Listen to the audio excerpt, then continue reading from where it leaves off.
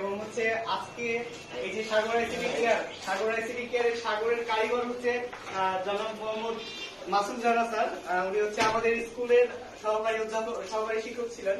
আজকে আমি তাকে স্যারকে অসংখ্য ধন্যবাদ। উনি আমাকে আজকে এইটুকু সময় বের করে দিয়েছে। উনি হচ্ছে চাপাই জেলা থেকে আজকে রাজশাহী থেকে এসেছে শুধুমাত্র আমার জন্য।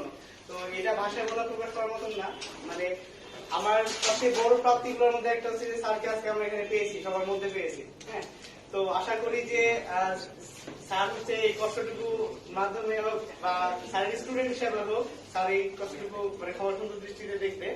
তো স্যারকে আমি কিছু বলার জন্য অনুরোধ করছি যে স্যার হচ্ছে স্যারের শিক্ষক এবং সবথেকে খারাপ লাগার বিষয় হচ্ছে এবি স্কুলের 2007 থেকে 2021 সালের পর্যন্ত যত স্টুডেন্ট ছিল, যত শিক্ষার্থী ছিল, সকলের কারিগর হচ্ছে জনাব মোহাম্মদ মাসুদ রানা স্যার। তো স্যারের সেই স্কুল থেকে বিদায় নিতে হয়েছে রিসেন্টলি। তো স্যারকে আমি ভাবছিলাম যে স্যারকে আমার নিজের পক্ষ থেকে বা আমার প্রতিষ্ঠানের পক্ষ থেকে কিভাবে একটা বিদায় সম্বর্ধনা দেওয়া যায়, সেই জন্য স্যার কাছে আমি ডেকেছি। তো স্যার কিছু বলবে সবার উদ্দেশ্যে। সুপ্রিয় শিক্ষার্থী, আমার অন্তঃস্থল থেকে তোমাদের জানাচ্ছি আমার সালাম, ভালোবাসা। আসলে আমি এতগুলি স্টুডেন্ট একত্রে পাবো এটা আসলে কখনো ভাবিনি। আমার প্রাপ্তিগুলোর মধ্যে এটা একটি অন্যতম প্রাপ্তি।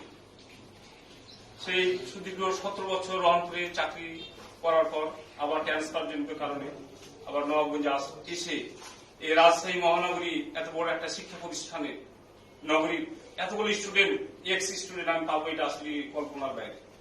তোমরা তোমাদের এত সময় নষ্ট করে এখানে আসার জন্য তোমাদের সবাইকে আমি আবারও ধন্যবাদ জানাচ্ছি।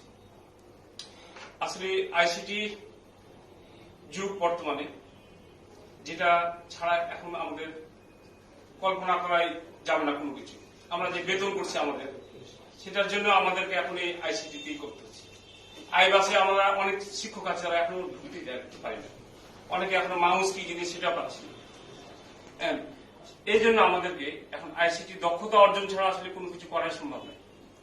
সময়ের সাথে তাল মিলিয়ে সাগর যে এই প্রতিষ্ঠানটি গড়ে তুলছে, এই জন্য সাগরকে অনেক অসংখ্য ধন্যবাদ। সাগরের কাছ থেকে তোমরা এই ব্যাপারে অনেক সহযোগিতা পাবে। সাগর আমার নিজের হাতে গড়া একজন ছাত্র। সাগরের 2 ভাই নাফিস, সেটাও আমার ছাত্র। এবং ছাত্রের কারণে না, তাদের 2005 সাল থেকে এই পরিবারের সাথে আমি সম্পৃক্ত। আমার দুইটা মেয়ে কিন্তু সাগরের মা খুব দেখাশোনা করছে। যখনই তাদের টিকা দেওয়ার প্রয়োজন পড়েছে, আমাকে হাসপাতাল না দিয়ে আমার বাড়ি এসে দিয়ে গেছে। এগুলো আসলে কখনো ভুলার না, এগুলো আজীবনে মনে থাকবে।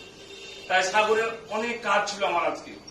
আমার সহকর্মীর আজকে দাওয়াত ছিল, সেই দাওয়াত বাদ দিয়ে আমার সব সার্ভিসে রাজশাহী থেকে আমার এক সহকর্মী গেছে দাওয়াতে, কিন্তু আমি সাগরকে এই সময়টা দেওয়ার জন্য সেই দাওয়াতগুলো মিস করে আমি আসলে এখানে আসছি। তো আসলে এই যে একটা ইচ্ছা শক্তি আমার ছিল আজকে আসবোই, স্যার কিন্তু আমাকে হেড স্যার সকালেও ফোন দিলেন, না আসেন। এমন স্যার আজ সময় আমি দিয়েছি, আজকে যাবোই ওখানে, বললে আমাকে আবার প্রতিঘাত করা ঠিক না। আমি কিন্তু এই সত্যটাই মানি। আমি এভাবেই চলতে চাই। প্রতিঘাত করা ঠিক না। সে যখন ভুল বুঝতে পারবে একদিন, তুমি তাকে ভালোবাসো, ভুল বুঝে সে তোমাকে আবার দেখবা যে নিজের কাছে নিয়ে দিয়েছে। তোমাদেরও এই ধরনের কাজগুলো করতে হবে। তো সাগরকে বললাম শুধু খালি ধৈর্য ধরো আর কাজ করো। তুমি দেখো সাগর অলরেডি সেখানে এখন 6টি ব্যাচ চলে আইসিটি, কিন্তু যারা তার বিরোধিতা করেছিল তারা কিন্তু এখন পারেনি। সাগর আবার রাজশাহীতে নতুন একটা প্রতিষ্ঠান গড়ে তুললো আজকে, কিন্তু তারা আজকে কি গ্রহণ করেই পড়ে থাকে। তো এই যে ধৈর্য ধরো, আমাদের নবী সাল্লাল্লাহু আলাইহি ওয়াসাল্লাম এই দৃষ্টান্তগুলো দিয়ে গেছিলেন।